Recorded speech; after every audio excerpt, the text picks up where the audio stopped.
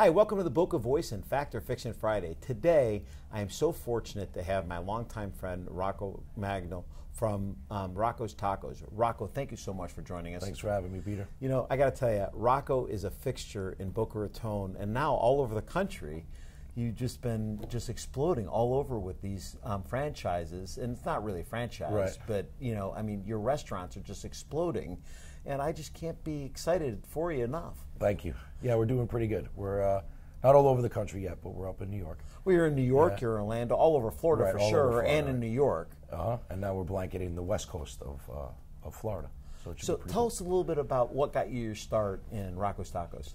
So as you know, I worked in West Palm Beach first, but then I worked in Boca. I worked in Meisner Park at a restaurant called Gigi's, and that's where I met you. And we ended up working in a couple of different local restaurants here in New York Prime. And then I left, go to the nightclub business, ended up coming back, and I worked at a restaurant called Moquila.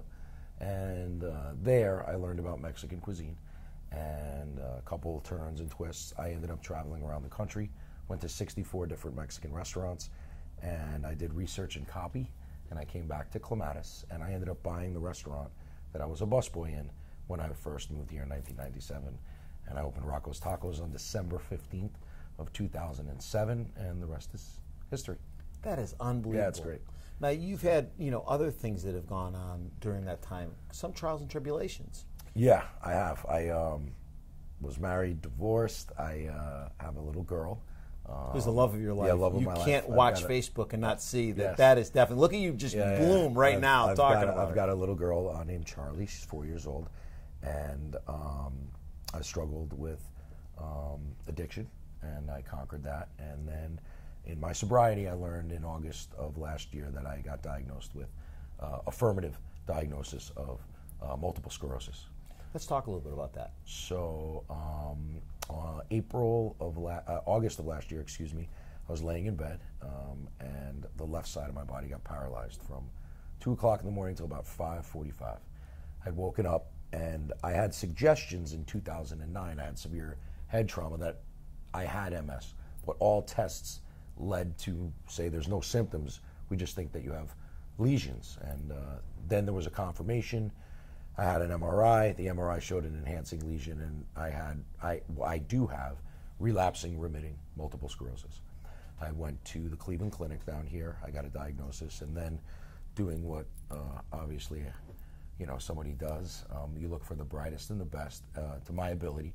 I flew to New York. I saw 2 doctors. I settled on a doctor named Dr. Saud Siddiq at the Tisch Center of Excellence. The guy is amazing, and he told me that if I change my diet, my lifestyle, and I take a medication that he has me on once a month, I go to an oncology center and I get an infusion, and he said I should live a long and happy life. So that's where I'm at, and that's what I do. And I came public with it in February. We did a little bit of a campaign. We wanted to raise $25,000 for the National MS Society to find a cure. That goes to find a cure for everybody. I wanted to give back to everybody. And we raised $150,000. So it was real successful. Real underachievement. Yeah. I tried my best. So, yeah, we had a nice little video, my daughter and I, and we campaigned together. That was a great video, by the way, online. I loved the cards. I loved everything you did. Very simple. Charlie, that was just great. Right, it was fun. So we did that, and I'm doing October 22nd.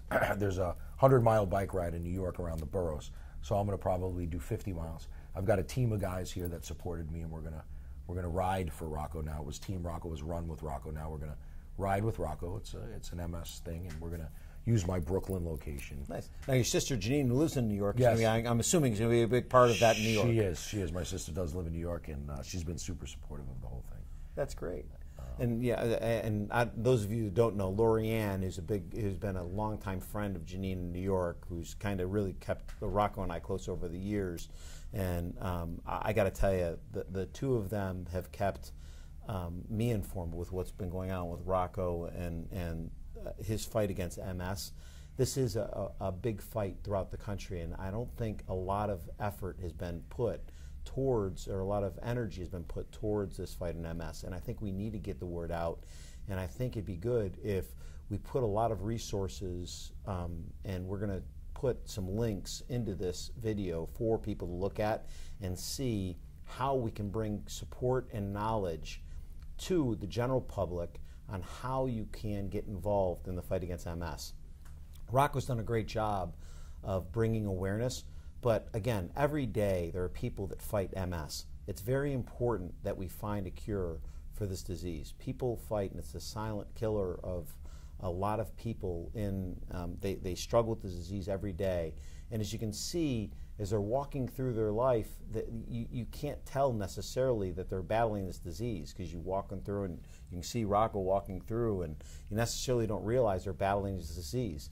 And when you realize that they are having this fight, you want to help them, but you don't know how.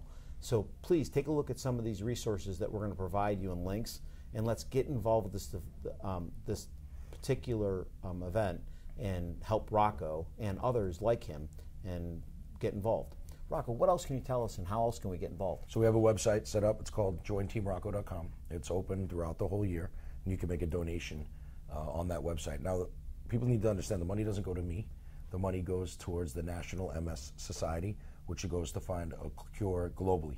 And what we're doing in the restaurants is we've raised $250,000 for breast cancer awareness. We've given it to local women, Susan Coleman, and throughout Florida. We've done that in October. We're still going to donate, but we're not going to push that campaign as hard as the one we're doing in February. So we'll have a drink on the menu called the Miracle Margarita, which is going to give 100% of the proceeds to the National MS Society.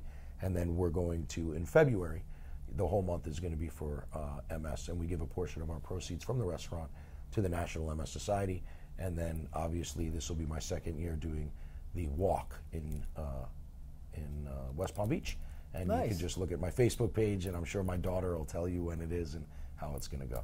So tell me some of the things that Charlie's done to get you involved. So Charlie, when I had my daughter, and good, you know, that I don't drink anymore and I spend a lot of time with her, she's taught me how to pay it forward. And some of the things that I didn't have as a child, and role models, and learning how to give back to what gives you. And when I say that is, people come into my restaurants and they eat food and they give to me to give a better life to my daughter, and I let her know how important it is for us to give back to those people in any way we can, whether it be monetarily or physically or mentally or just, you know, showing up somewhere. And that's what I try to do. So we got a good thing going. We're a good team. That's great. Yeah. So Rocco, what are anything else that you can give any insight to somebody that's starting out in their kind of new career, because you had such a great career? I mean, you started out just as a young man in Boca Raton and Gigi's, and look at the career you've taken this, and you're such a success story.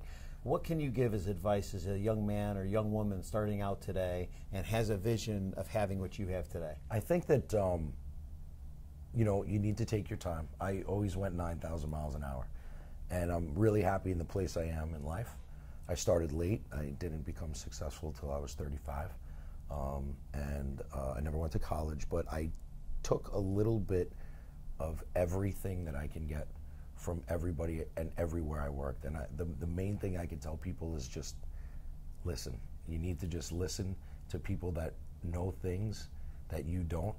And one of the things that I've done now in my business is I've learned to hire people that are greater than I am, that know more than I do, because I don't know everything.